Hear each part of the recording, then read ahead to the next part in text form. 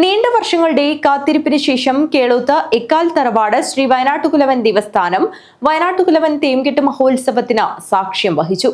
വയനാട്ടുകുലവൻ മറക്കളം സന്നിധിയിൽ നിറഞ്ഞുറഞ്ഞാടി ഭക്തമാനസങ്ങൾക്ക് അനുഗ്രഹം ചൊരിഞ്ഞു.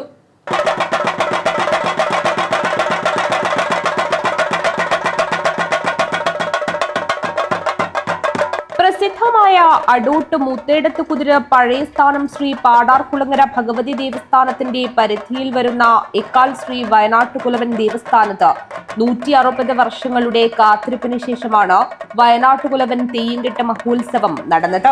തെയ്യംകെട്ട് മഹോത്സവത്തിന്റെ സമാപന ദിനത്തിൽ രാവിലെ കാർന്നോൻ തെയ്യം അരങ്ങിലെത്തി. തുടർന്ന് കോരച്ചൻ തെയ്യവും അരങ്ങിലെത്തി ഭക്തർക്ക് അനുഗ്രഹം ചൊരിഞ്ഞു.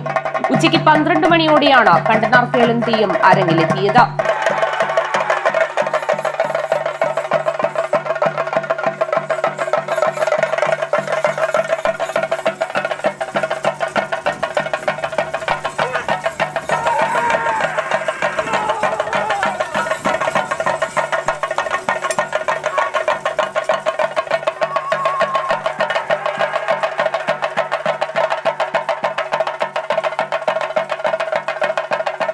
വൈകിട്ടോടെ വയനാട്ടുകുലവൻ തെയ്യം മറക്കള സന്നിധിയിലെത്തി നിറഞ്ഞുറഞ്ഞാടി ഭക്തമാനസങ്ങൾക്ക് അനുഗ്രഹം ചൊരിഞ്ഞു.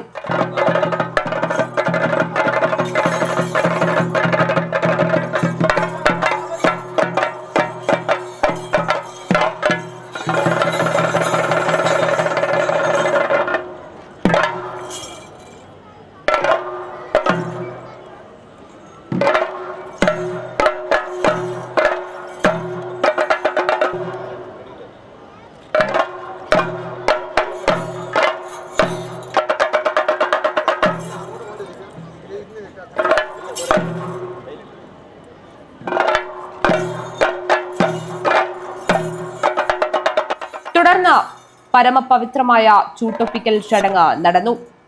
ചടങ്ങിന് സാക്ഷ്യം വഹിക്കാൻ നാടിന്റെ നാനാഭാഗത്തു നിന്നും നൂറുകണക്കിന് ഭക്തജനങ്ങളാണ് എത്തിയത്.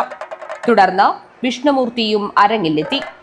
രാത്രിയിൽ നടന്ന മറപിളർക്കൽ ചടങ്ങോടുകൂടിയാണ് വയനാട്ടുകുലവൻ തെയ്യംകെട്ട് മഹോത്സവത്തിന് സമാപനം കുറിച്ചത്. തുടർന്ന് കൈവീതും നടന്നു. News bureau, Kanhangad.